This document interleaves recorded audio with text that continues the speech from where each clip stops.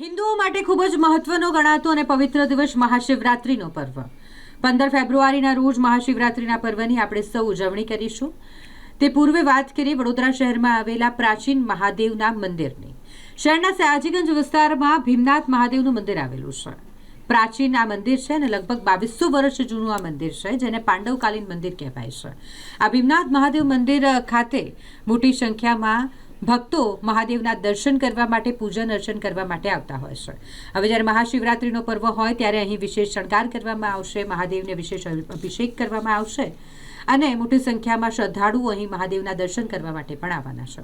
અત્યારે વાત કરીએ તો આ પાંડવકાલીન મંદિર તરીકે ઓળખાતું ભીમનાથ મહાદેવ મંદિર કે જે 2200 વર્ષ જૂનું છે અને જ્યાં લોકોને ખૂબ જ શ્રદ્ધા હોય, વર્ષોથી અહીં આસપાસના વિસ્તારના તેમજ વડોદરા શહેરના લોકો શ્રદ્ધાભેર મહાદેવના દર્શન કરવા માટે આવે છે। જય ભીમનાથ। આ મંદિર બહુ જૂનું પ્રાચીન મંદિર છે, મહાભારત વખતનું મંદિર છે સાહેબ। અને અહીંયા ભાવિક ભક્તો બહુ લોકો આવે છે અને એની મનોકામના જ્યારે પણ પૂરી થાય છે।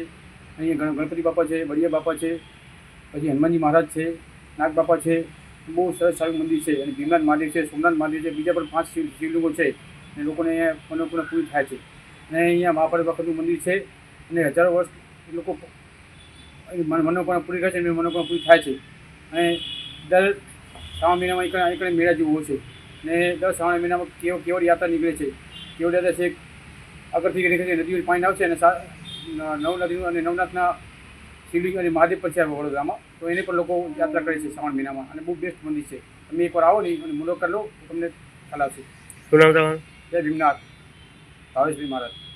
આ ભીમનાથ મહાદેવ મંદિર છે, સયાજીગંજમાં આવેલું છે ને આ વડોદરાના નવનાથમાંથી આ એક નાથ છે અને આ 2200 થી 2300 વર્ષ જૂનું મંદિર છે અને પાંડવકાલીન છે।